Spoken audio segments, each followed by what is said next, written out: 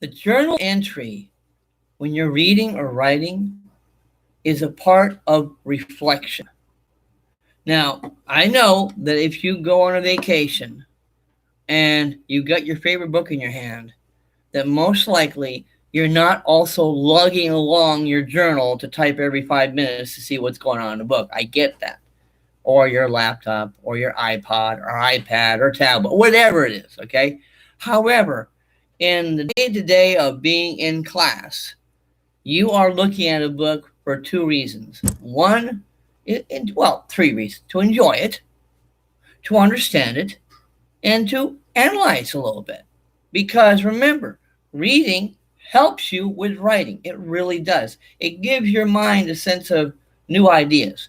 So, whenever you're reading a book like Star, what you got to do is consider what is going on. Now, we already know, we've already been through the action and the events and the characters. But one thing we've got to remember is it's important to reflect. Now, you've done your opportunity, you had the opportunity to rewrite. You had your opportunity to put a story in a map, one thing leading to another to another.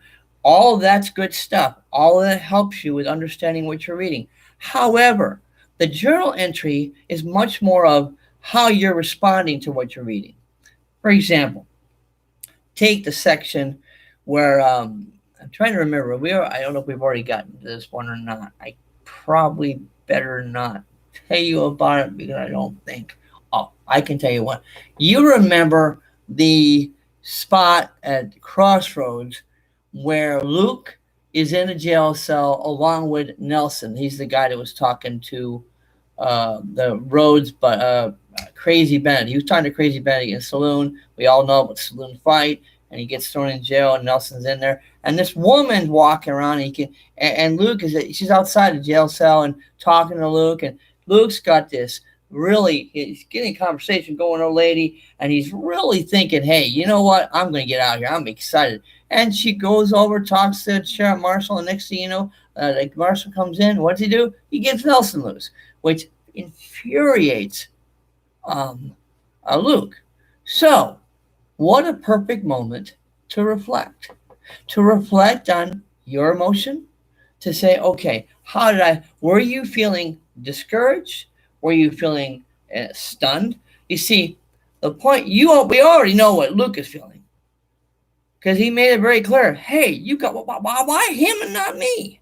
So you already know that guy wants to go through the cell if he could. If he were a mighty man, he would be tearing down that cell and throwing it out into the street or the bars. Okay, but he can't do that because he's not strong enough. I don't know if he would even. But his point is this: he's not happy, and you can tell if you get yourself into his world. You can tell how upset he is, how he wants to get even with the lady. But how are you reflecting on it? Do you sense in your own reading? Do you feel disappointed? Do you feel deceived? Do you feel you've been tricked? Has the author thrown you a curveball? In that sense, probably. The author probably has made you, what did he do that for? I am certain in your mind you're going, what's going on here? Here you got Luke frustrated. Why did she pay for the crook to get out? Luke called the guy a crook and not set him free. And you and I are probably thinking, man, I don't know, why would this writer do this? Now, why is the writer doing it? Obviously to develop the story more, but you have to respond to it and go, you know what? That stuns me. Or I was absolutely shocked. I thought by the way the woman was talking that Luke was going to be released. Or your response to what you're reading.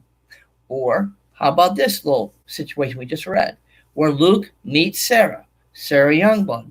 Sarah is convinced that Luke is Lucas, her husband.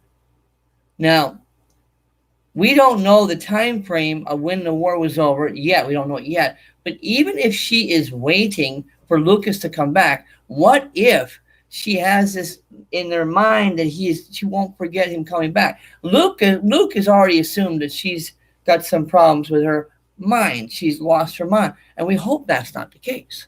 We hope that's not the case. Just maybe a woman who is heartbroken and just overly grieving. But here you got Luke meeting this woman who thinks he's Lucas, her husband, and she's living in a cabin, and he's having to get information out of her. What is your response to that? Do you feel like betrayed? Do you feel like Luke is taking advantage of her? Do you feel like I wouldn't do what Luke did? How are you reflecting on your writing? You got that journal, you're writing down your ideas, you got to come up with your own opinion of what you think is happening. How is it impacting you as a reader? How is what Luke did there impacting you? What are you thinking? And as you do that, you'll be doing this for other, you should be doing it for other sections of the book too.